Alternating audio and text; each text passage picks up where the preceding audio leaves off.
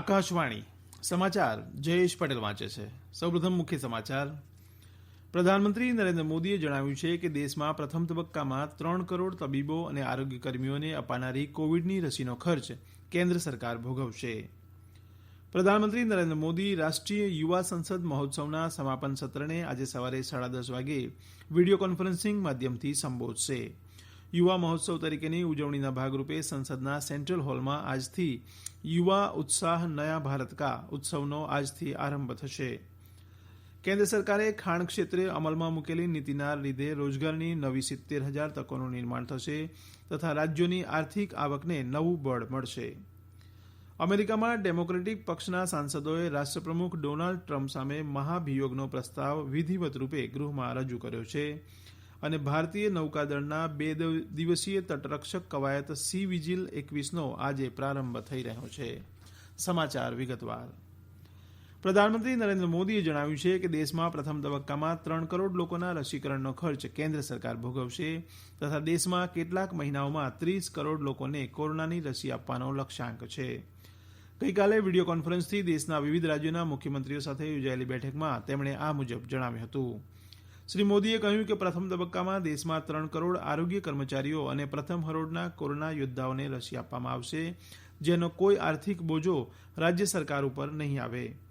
પ્રધાનમંત્રીએ જણાવ્યું હતું કે જેમને રસી અપાશે તેવા તમામ લોકોને રસી અપાઈ ગયાનું પ્રમાણપત્ર ડિજિટલ પ્લેટફોર્મ કો-વિન ઉપરથી આપવામાં આવશે.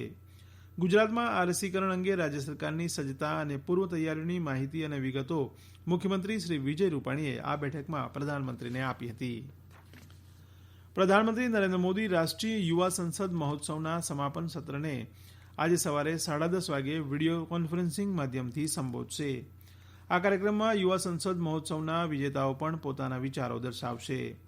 મતદાનનો અધિકાર ધરાવતા અને ભવિષ્યમાં વહીવટી સેવાઓમાં જોડાનાર યુવાનોના વિચારો જાણવાના હેતુથી આ મહોત્સવનું આયોજન કરાયું છે. આ કાર્યક્રમમાં 88,000 યુવાનોએ ભાગ લીધો હતો. ગયા ડિસેમ્બરમાં વિડિયો માધ્યમથી યોજાયેલા પ્રથમ તબક્કામાં 2,34,000 યુવાનોએ ભાગ લીધો હતો. સ્વામી વિવેકાનંદની જયંતિના દિવસ 12મી જાન્યુઆરીએ રાષ્ટ્રીય યુવા દિવસની ઉજવણી કરવામાં આવે છે, જેના ભાગરૂપે આ વર્ષે રાષ્ટ્રીય સંસદ મહોત્સવનું આયોજન કરાયું છે. સ્વામી વિવેકાનંદની જયંતિની આજે રાષ્ટ્રીય યુવા મહોત્સવ તરીકેની ઉજવણીના ભાગરૂપે સંસદના સેન્ટ્રલ હોલમાં આજથી 7 દિવસ માટેના યુવા ઉત્સાહ નયા ભારત કા ઉત્સવનો આજથી આરંભ થશે. કોવિડના કારણે આ ઉત્સવ વર્ચ્યુઅલ માધ્યમથી યોજાશે.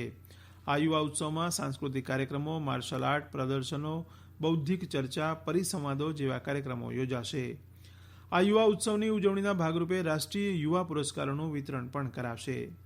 રમતગમત મંત્રી કિરણ રિજિજુએ જણાવ્યું છે કે યુવાનોમાં રાષ્ટ્રીય ઘડતરમાં તેમની ભૂમિકા અગત્યની હોવાનું જણાવવા યુવા ઉત્સવનું આયોજન કરવામાં આવે છે. કેન્દ્ર સરકારે ખાણ ક્ષેત્રે અમલમાં મૂકેલી નીતિના લીધે રોજગારની નવી 70,000 તકોનું નિર્માણ થશે તથા રાજ્યોની આર્થિક આવકને નવું બળ મળશે. ગૃહમંત્રી અમિત શાહે ગઈકાલે કોલસાની ખાણો માટે સિંગલ વિન્ડો ક્લિયરન્સ સિસ્ટમનો પ્રારંભ કરાવતા આ મુજબ જણાવ્યું હતું. તેમણે કહ્યું કે સરકારની આ નવી પદ્ધતિના કારણે કોલસા ક્ષેત્રે વેપારમાં પારદર્શકતા અને સુગમતામાં વધારો થશે. શ્રી શાહે એનડીએ સરકારે છેલ્લા 6 વર્ષમાં વેપાર ક્ષેત્રે હાથ ધરેલા સુધારાની વિગતો આપી હતી.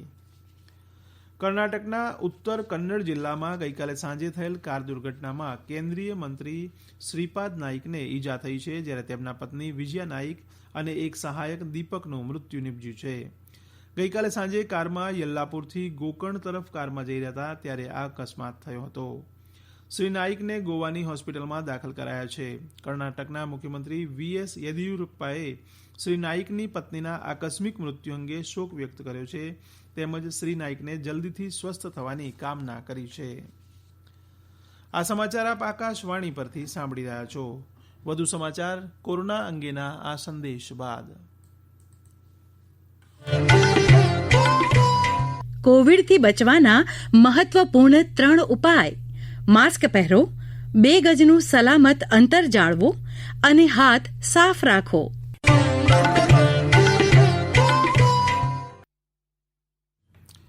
અમેરિકામાં ડેમોક્રેટિક પક્ષના સાંસદોએ રાષ્ટ્રપ્રમુખ ડોનાલ્ડ ટ્રમ્પ સામે મહાભિયોગનો પ્રસ્તાવ વિધિવત રૂપે ગૃહમાં રજૂ કર્યો છે. શ્રી ટ્રમ્પ સામે અમેરિકાની સંસદ કેપિટોલ ખાતે ગયા સપ્તાહમાં થયેલા તોફાનોમાં ટોળાને ઉશ્કેરવાનો આરોપ છે. ડેમોક્રેટિક પક્ષે રજૂ કરેલા રાષ્ટ્રપ્રમુખ ટ્રમ્પ સામેના મહાભિયોગ પ્રસ્તાવ ઉપર ગૃહમાં આ સપ્તાહમાં મતદાન થશે.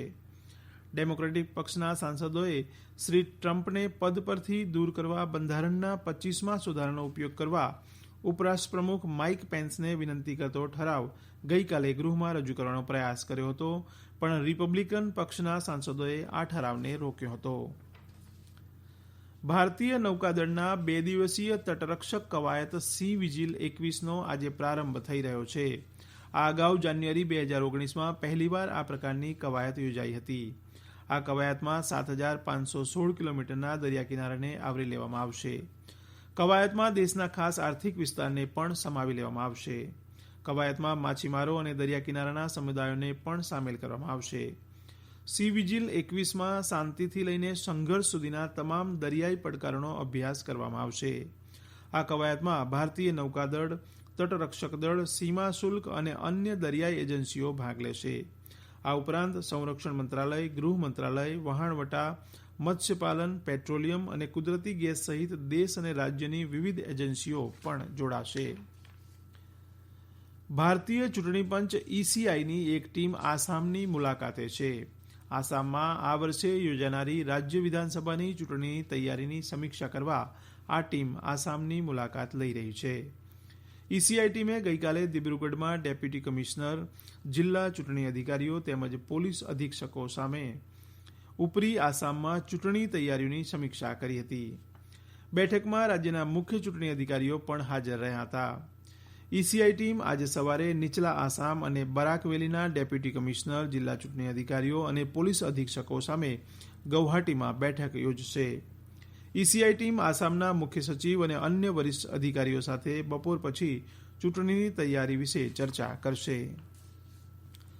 પ્રધાનમંત્રી નરેન્દ્ર મોદીએ મહારાષ્ટ્રના ભંડારા જિલ્લામાં એક હોસ્પિટલમાં લાગેલી આગની દુર્ઘટનામાં મૃત્યુ પામનાર દરેક પરિવારને પ્રધાનમંત્રી રાષ્ટ્રીય રાહત ફંડમાંથી 2 લાખ રૂપિયાની સહાયની મંજૂરી આપી છે.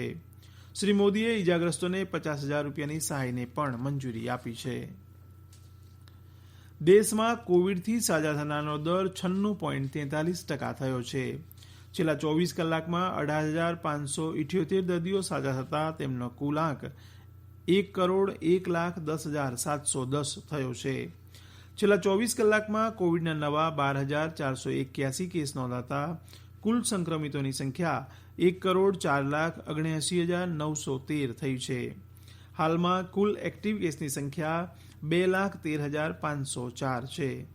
છેલ્લા 24 કલાકમાં કોવિડથી 166 લોકોના મોત નિપજતા કુલ મૃત્યુઆંક 1,51,364 થયો છે. કેન્દ્રીય માર્ગ પરિવહન મંત્રી નીતિન ગડકરીએ ખાદી અને ગ્રામોદ્યોગ પંચ દ્વારા વિકસાવવામાં આવેલા નવા બિનઝેરી અને પર્યાવરણને અનુકૂળ એવા રંગો લોકો સમક્ષ આજે રજૂ કરશે. ખાદી પ્રાકૃતિક પેઇન્ટ તરીકે ઓળખાતું ગાયના છાણ આધારિત આ ઉત્પાદન બેક્ટેરિયા અને ફંગલ વિરોધી તત્વ ધરાવે છે. એટલું જ નહીં, તે વ્યાજબી કિંમતે ઉપલબ્ધ થશે અને ગંધ રહિત છે. ભારતીય માનક બ્યુરોએ તેને પ્રમાણિત પણ કર્યું છે. ખાદી પ્રાકૃતિક રંગ, ડિસ્ટેમ્બર અને પ્લાસ્ટિક ઇમલ્સન એમ 2 પ્રકારમાં ઉપલબ્ધ થશે. પ્રધાનમંત્રીના ખેડૂતોની આવક વધારવાના દ્રષ્ટિકોણ અંતર્ગત ખાદી પંચ દ્વારા પ્રાકૃતિક રંગનું નિર્માણ કરવામાં આવી રહ્યું છે. કેન્દ્રીય પશુપાલન અને ડેરી મંત્રાલયે જણાવ્યું છે કે ગુજરાત સહિત 10 રાજ્યોમાં પક્ષીઓમાં બીમારી ફેલાયાની ખાતરી થઈ ચૂકી છે. અન્ય રાજ્યોમાં કેરળ, રાજસ્થાન, મધ્યપ્રદેશ, હિમાચલ પ્રદેશ, હરિયાણા, ઉત્તરપ્રદેશ, મહારાષ્ટ્ર, દિલ્હી અને ઉત્તરાખંડનો સમાવેશ થાય છે. અંતમાં મુખ્ય સમાચાર ફરી એકવાર. પ્રધાનમંત્રી નરેન્દ્ર મોદીએ જણાવ્યું છે કે દેશમાં પ્રથમ તબક્કામાં 3 કરોડ તબીબો અને આરોગ્ય કર્મીઓને અપાનારી કોવિડની રસીનો ખર્ચ કેન્દ્ર સરકાર ભોગવશે. પ્રધાનમંત્રી નરેન્દ્ર મોદી રાષ્ટ્રીય યુવા સંસદ મહોત્સવના સમાપન સત્રને આજે સવારે 10:30 વાગે વિડીયો કોન્ફરન્સિંગ માધ્યમથી સંબોધશે. આકાશવાણી પરથી સમાચાર પૂરા થયા.